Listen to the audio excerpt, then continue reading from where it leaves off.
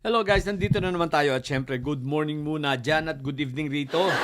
Eto guys, pag-usapan natin alam ko namang napanood nyo na yung mga eksena nitong si Park na Park na bobo na nang-away ng isang estudyante at pinatulan yung estudyante. What the heck? Eto Park ha, makinig ka. Okay? Kasi guys, sa totoo lang, ito si Park, hindi lang ito bobo, takot na takot pa ito sa akin, no? Ewan ko ba, takot ito sa akin na dumibate dahil hindi na niya ako pinapaakyat. Pag nakita niya ako na nandun sa live niya, ang gagawin, imumute na ako. Nagre-request ako ng app, pero sabi ba naman, magtatanong ka na naman. Huwag ka na, dyan ka na. Nagkapobya sa akin si Park. O eto, makinig ka ha. O mga didilis, pagsabihan nyo yung isa nyo. Sa bagay, huwag nyo palang pagsabihan dahil iniidolo nyo naman pala yan, no? Sino pa bang iidolo sa bobo? Di yung kapwa niya bobo. Si Park, lihitin mong bobo ito. Okay? Yung inaaway mong estudyante yon, nag-aaral yon. Mukhang mukhang nasa kolehiyo pa nga, yung bata, no? Nasa college. Ang layunin yung dalawa. Dahil ikaw, Park, bukod sa hindi ka na nakapag-aral, kinder nga hindi mo natapos. Obvious naman sa pagsasalita mo, tanga ka, bobo ka. Diba? Kita mo, nagpapanggap kang magaling, pero bakit nung magdebate tayo, umiyak ka? Isipin mo, simpleng tanong ko sa'yo, kung may nagawa na si Duterte, ang sabi mo, marami. Nung tanongin kita, magbigay ka kahit isa. Wala kang naibigay, ang sabi mo, marami.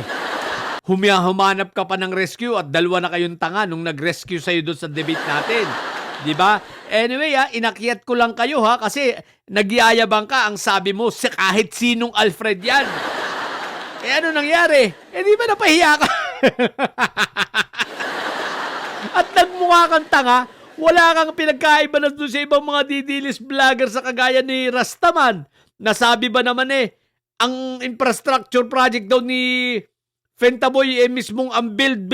Tinanong ko, magbigay ka ng halimbawa. Ang sagot ba naman, yun na nga, build. O di ba pareho kayong dalawang tanga? Ngayon, ikaw, Park, inaway mo yung estudyante. Teka, nag-aaral yun, mas matalino sa'yo yun. Ikaw pa sigaw-sigaw lang, walang laman ang utak, no? Yun, nag-aaral yun, nagsisikap na makatapos. At least yun may pinag-aralan. Ikaw literal na walang pinag-aralan. Galit na galit ka nga nung sabihan kita na mahirap ka pa sa daga. Totoo naman. Na mahirap ka pa sa daga. Itsura mo pa lang, dugyot na dugyot ka na Sa uri pa lang ng pananamit mo, halatang dugyot ka. Sa klase ng tindigan mo, halatang wala kang pinag-aralan, dugyot at walang kakayanan sa buhay. Tanging ang meron ka, alam mo kung yung pasigaw-sigaw na nababayaran ka. Pasalamat ka, malakas kang sumigaw at nakakatanggap ka pa ng bayad. Pero may katapusan yan dahil hindi magtatagal sila Inday Sayad, di ba? Mawawala rin yan. Ang tanong, may magbabayad pa ba sa'yo? Bobo na lang ang kukuha sa'yo Pinagtsatsagaan ka na lang nitong mga ito. Isipin mo, isang tanga, ang lakas mong sumigaw, pero pasalamat ka. Alam mo kung nandyan ako sa Pilipinas, kahit marami kayo, dadayuhin kita kung saan ka nagrarally, magdadala rin ako ng megaphone ko, magdebate tayo, tingnan natin. Sa bagay, sa TikTok ka, takot na takot ka na sa akin Diba? Lahat kayo, kasama ka na ng Bayuteros. Ito nga, shoutout kay Asaran, na isipin mo si Asaran, pinansin nitong si Dadang Baluga. Samantalang ako, hindi na ako pinapansin. Ayaw talaga akong pansinin. Talagang nagpapatay mali siya na sa akin. Nawala na yung tapang nila, nawala na yung dating hamon nila at yung tikas nila. Mga naubos na yung mga tapang nitong mga to. Diba? Yung Bayuteros hanggang ngayon walang lumalaban sa inyo sa akin. Ano ba kinatatakot ninyo? Tagisan lang naman tayo ng alam, kumbaga. Bakit? Dahil sa walang laman niyang utak nyo, gamunggo. May pagmamanahan sa inyo ito si Park, Pare-pareho na kayong bobo. Kaya ikaw, Park, huwag kang mag-pretend na marami kang alam dahil wala kang alam. Yung salita mo, tatanga-tanga ka at hindi mo yung kayang panindigan. Hindi mo nga kayang depensahan kung may nagawa si Duterte o wala eh. Kaya kawawa sa'yo, nagbabayad sa'yo, kawawa sila Inday Sayad. Isipin mo, hindi mo kayang idepensa na may nagawa si Duterte. Di ba? Kahit isa wala kang maibigay. Sasabihin mo madami tapos ni isa wala kang maibigay. What the heck? Eh di ba grabing katangahan yan? Kaya naku po, Rudy. Tatanga-tanga itong mga ito. Meron pa. Singo.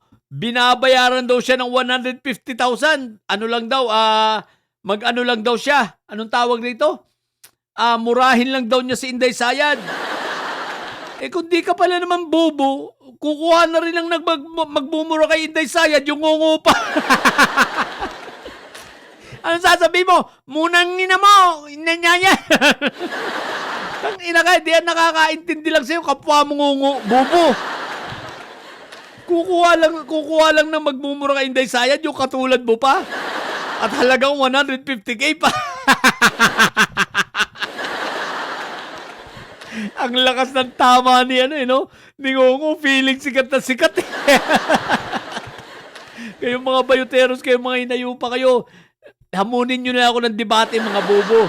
Hindi yung nagtatago kayo sa saya ng isa't isa.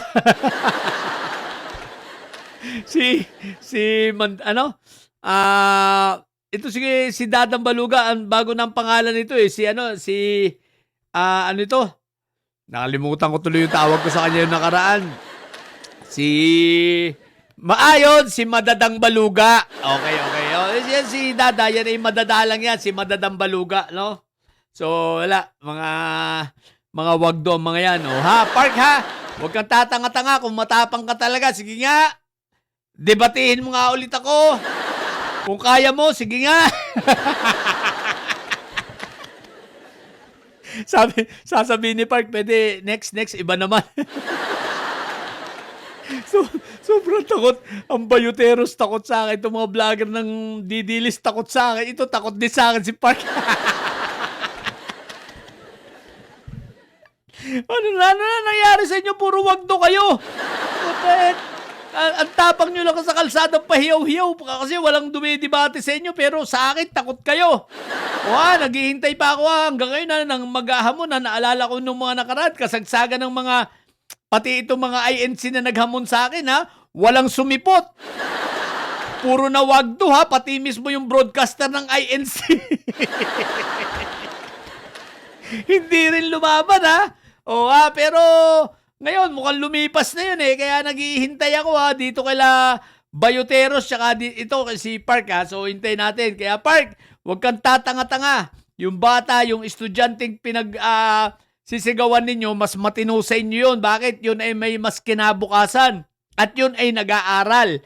Na hindi ka kagaya mo na wala nang pinag-aralan, kinder nga lang, hindi pa tinapos. Okay? So, yun lang. Namo.